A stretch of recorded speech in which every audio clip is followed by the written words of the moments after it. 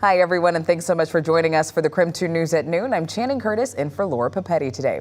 Well, let's start things off with a look at the forecast because there were some showers today, but a big warm-up is on the way. Meteorologist Thomas Patrick is joining us in the Outdoor Weather Center with the details. Now, Thomas, it's still a little bit cloudy out right now, though, right? Yeah, a little bit, but the sunshine is finding at least some holes in the clouds, so you'll definitely see there's quite a bright spot on the top of my head here. And Channing, if you're a viewer with our Up with KREM team, you know that Channing was the first to know that it's going to be very warm later on this week, and hopefully that is good news for you as well. We just got to get through one more day of these scattered showers because while you see the sunshine streaming down on me, there is quite a bit of rain activity, especially just off to the west of Spokane, west and north primarily. As we zoom in, there are some heavier pockets or the shower cells that are kind of approaching Deer Park, but at the moment everything is kind of rotating because there's a little bit of a low pressure swirl into the atmosphere that's supplying the energy for these showers in the first place. So from Harrington to Davenport and up towards Chewelah, that's where that band of rain is primarily.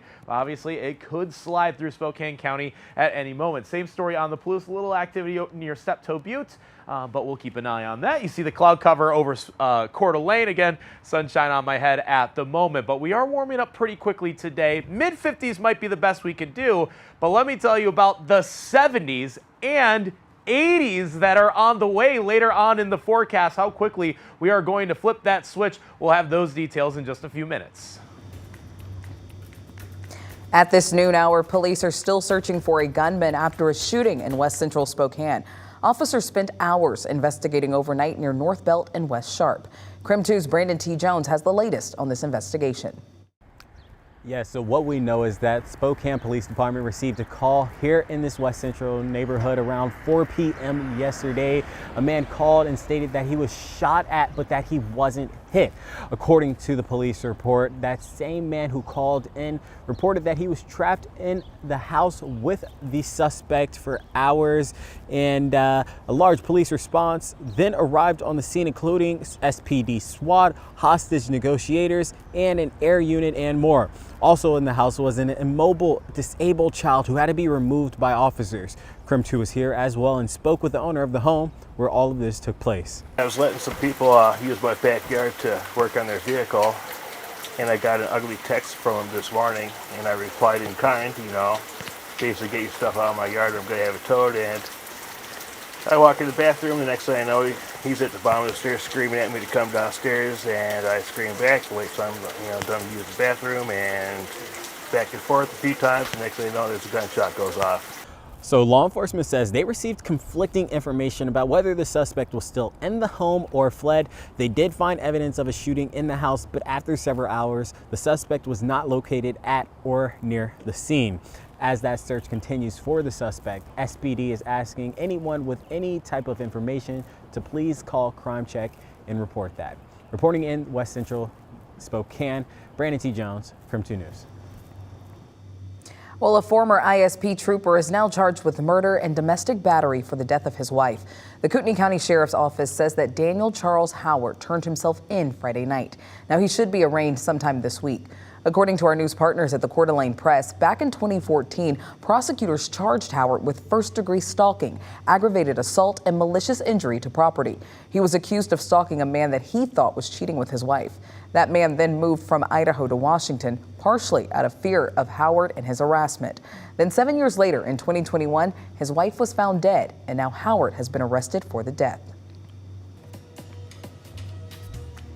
Well, the Washington State 2023 legislative session officially wrapped up last night.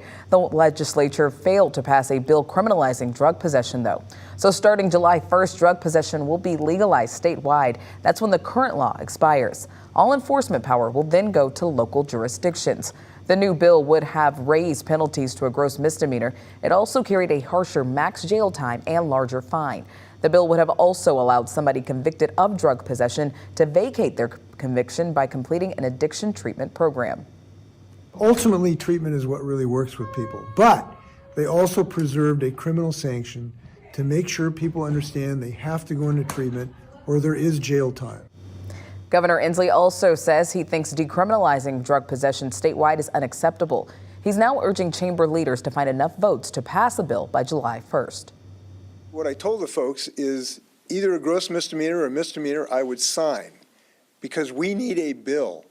We cannot accept decriminalization in the middle of a fentanyl crisis of these drugs. So the governor does have the ability to call lawmakers into a special session. At this point, though, we don't know how that will play out. And in the final hours of the legislative session, lawmakers did pass the $69 billion two-year state operating budget. The budget distributes money to different programs across the state, like schools, mental health care, and prisons. According to House Democrats, the budget adds more than $4 billion in new spending, but it doesn't include any big increases in taxes. This budget also gives $2 billion in pay raises for state workers and school employees, and $400 million will go to affordable housing projects.